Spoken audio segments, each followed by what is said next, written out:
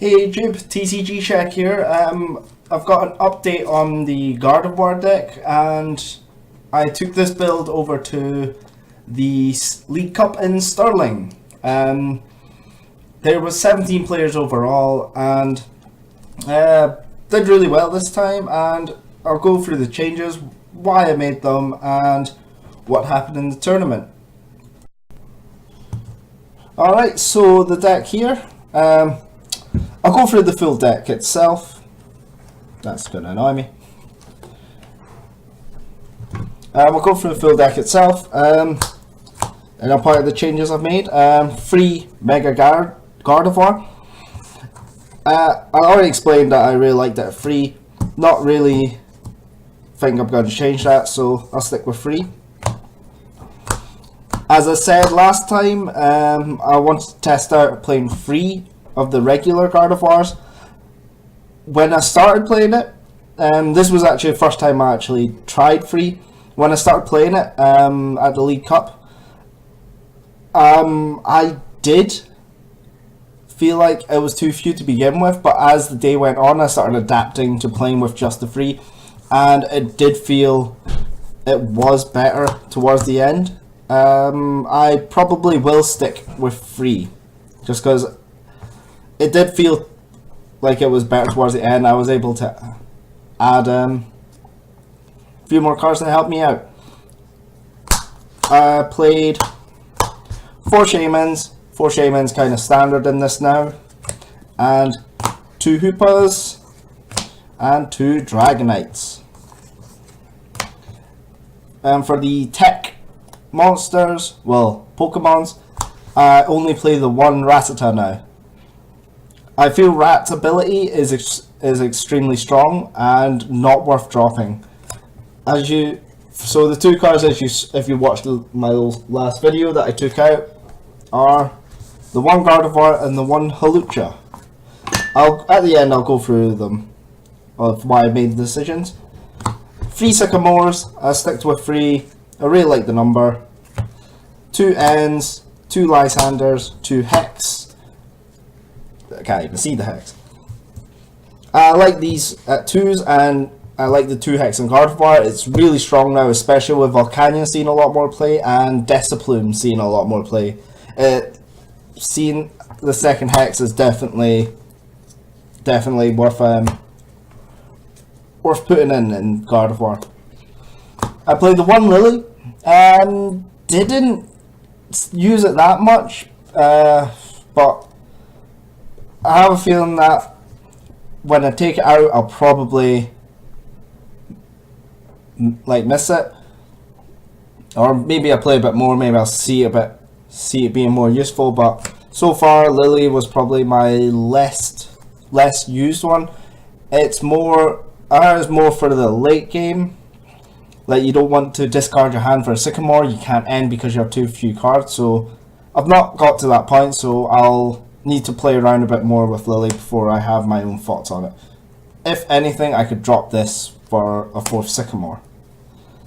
1 Brock, as I said in the last video, really good in Gardevoir. Definitely underrated for a lot of people. 1 Kukui helps me hit the numbers, really strong. And the 1 Olympia.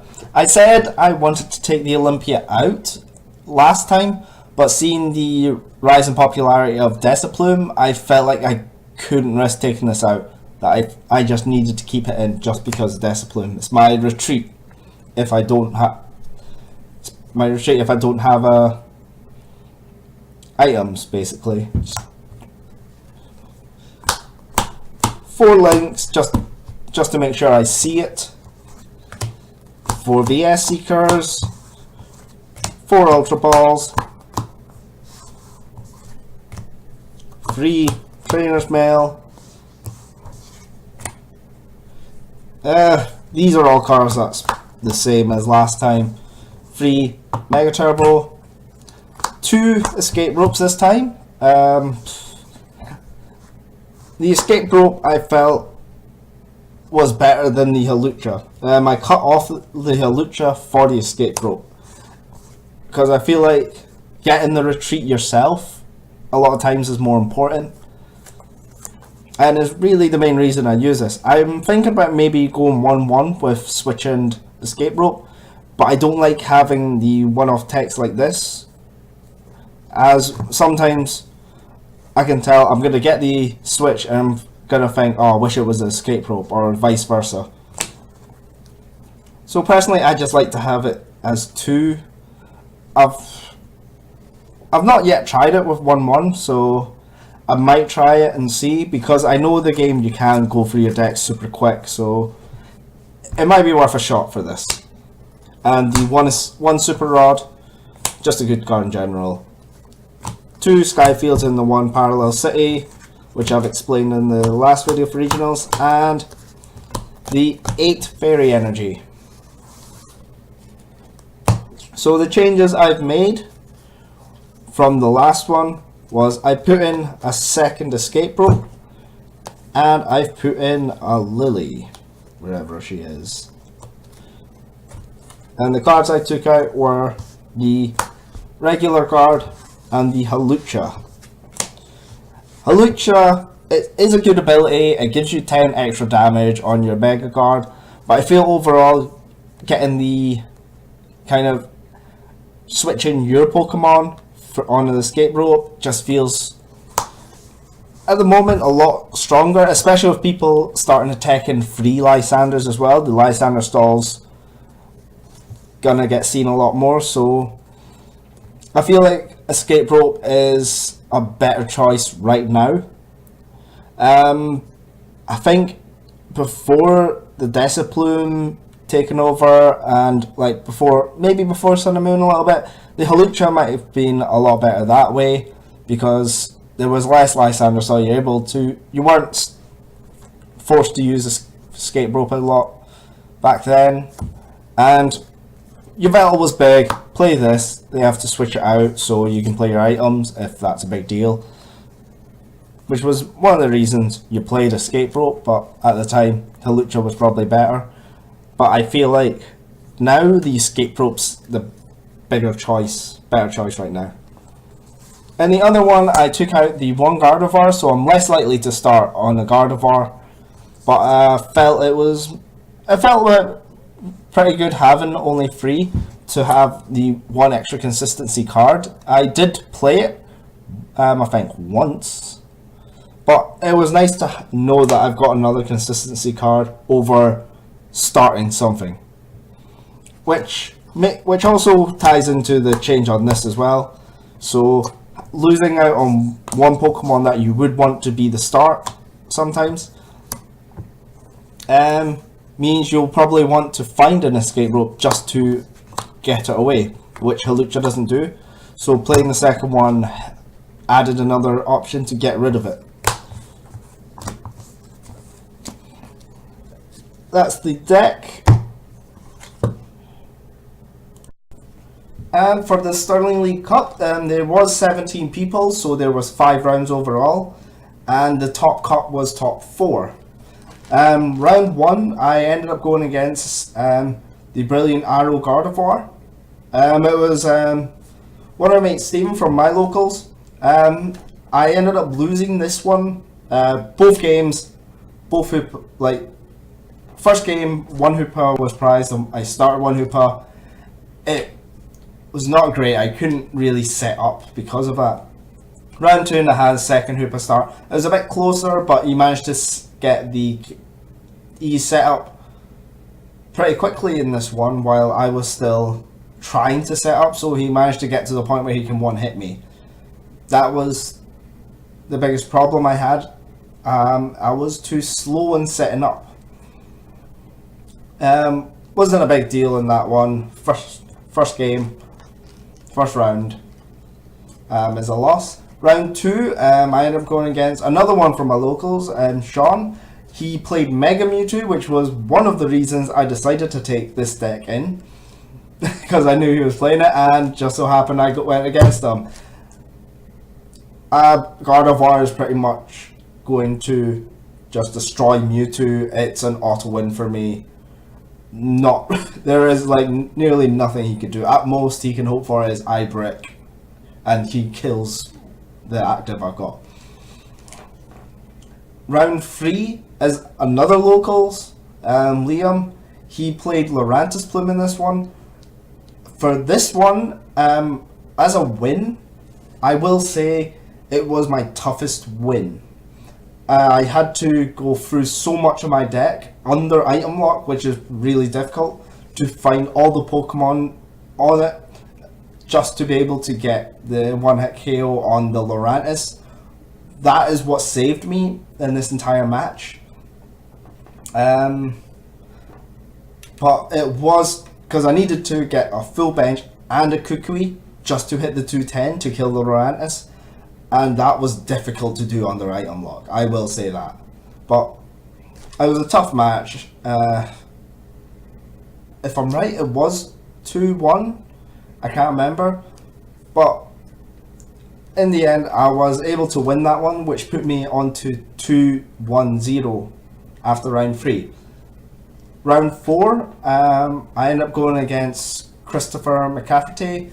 He played Desiplume. The start of it was really, really slow. Neither of us could get set up. He set up the Vileplume with 2 Rowlets, and I couldn't get anything, so I was just like, Gardevoir, attach an energy, turn, and just like slowly went through it like that. He couldn't draw into anything. I wasn't allowed to play my item, so I was slowly trying to set up just to KO.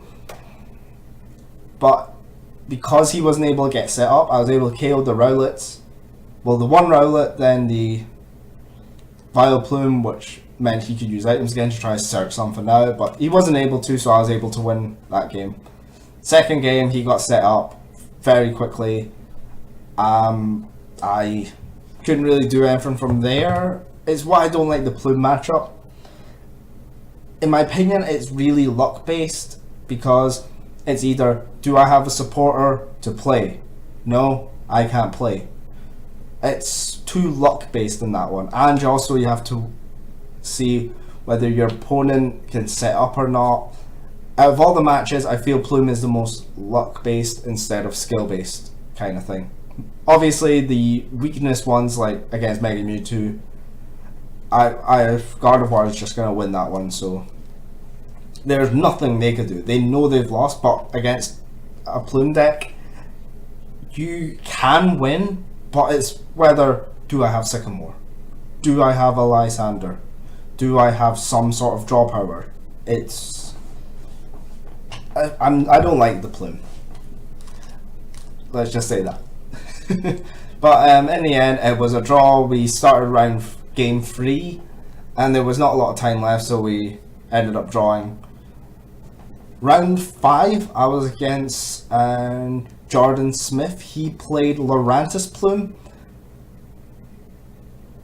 Both turns, both games, he couldn't set up a Plume, or, well, I went first game 1, and I just went through the entire deck, set up as much as I can, got all the draw cards I needed, and ready for next turn.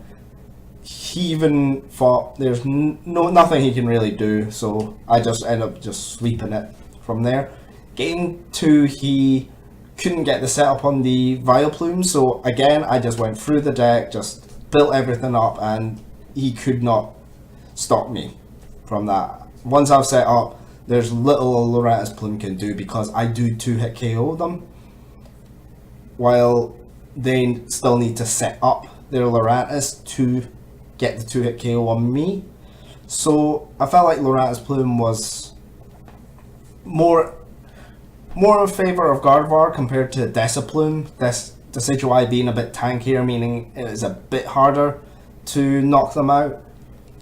And that's just how I feel between Lorantis Plume and Desiplume. After this, I ended up on 3-1-1, which did put me in 3rd place, which made me able to reach top cut, which I was really pleased about. I did not expect to come here and be able to make top cut. I was just going here to just have a few games, learn, and kind of like that. After the Swiss, first place was Scott Burgess. He was 5-0-0. He was dominating so hard. Second place was Kai Colston. I came third, and Stephen, the one I went against round 1, he was 4th. And the decks were Scott was playing Volcanion. I'm gonna think this was because of all the plume decks that was going around, so he went with Volcanion to hit for weakness. Kai was playing Decidueye Vileplume, kind of like a meta choice. I was playing the Gardevoir, which I've just showed, and Stephen was playing Brilliant Arrow Gardevoir. So that put me against Kai, Desiplume, I get another plume deck, so that was 4 plume decks in a row. Safe to say at this point, I think I've played against enough, and I just couldn't be bothered. But round 1, I think I went first, so I got the setup before he could plume lock me.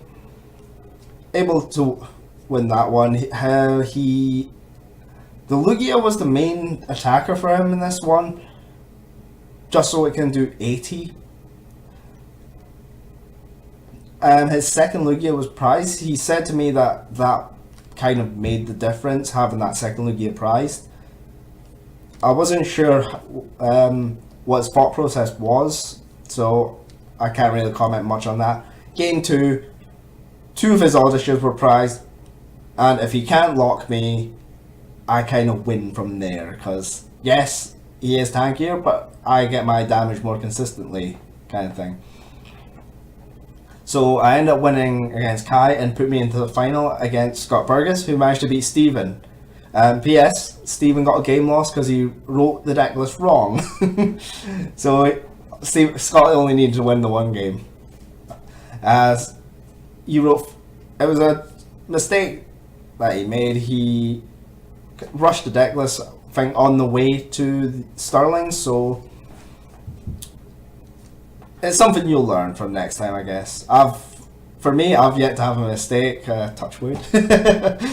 So, final, I was against Scott Burgess. He was playing Volcanion, which I've said. I was looking forward to this matchup. I've played against plenty of Volcanions, so I knew what to expect. In my opinion, Gardevoir does have the advantage in this matchup. So, but I will say, Scott, playing against him, like, he's a really good player. I've played against quite a few players now, going to a couple of regionals and stuff, but I think this is one of the first people that I've played that I've actually thought, this guy's really good. I will give him that. We ended up going to game 3, and it ended up going to time. It was a really close match. Game 1, I had a misplay. I counted up my damage wrong. I thought I had a full bench, so I was able to spare rate everything but 1 to do the 180, but turns out I couldn't do that. As a 170, leaving the Volcanion on 10 health. I think that might have costed me the game 1. Game 2, he couldn't get anything, so I just killed the 1 active, and that was it. Very, very different from game 1. Game 3 was a really close one.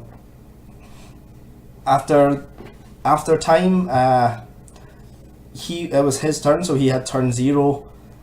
On my turn, I Lysandered out the Hoopa. He was on 3 prizes, I was on 4 at this point. I got rid of everything I had in the back and just left the 1 Gardevoir. And there was nothing else in the back that I could have used to attack. The Gardevoir had 100 damage on it, so it was within a Volcanion EX attack range, so I couldn't kill the Hoopa this turn, or he's going to kill my Gardevoir, making him ahead in the prize race, thus winning the match. So I had to Lysander out the Hoopa. On his turn, he hit the max elixir to get the third energy on a Volcanion, and he VS Seeker the Olympia, which switched into that Volcanion to get him the game. Tough match. I will say he did deserve it, going 7-0-0 in the entire day, compared to me, who went 4-2-1, I think it was for me. Yeah, 4-2-1. But It was a good day. I really like the Gardevoir. I picked it because it was more ability based, so I was able to play around Discipline a lot easier instead of relying too much on items. That was one of the reasons. The other one, I knew one of my mates was playing Mega Mewtwo, so I went with that. I thought of going Darkrai, but I felt like Darkrai was more item reliant than Gardevoir, and I didn't want to play my own Plume deck, so uh, Gardevoir it was for me. It paid out. I never lost to a Plume deck, so it was a good choice, I guess. Anyway, see YouTube. That'll be it. That was a very abrupt end. Oh well.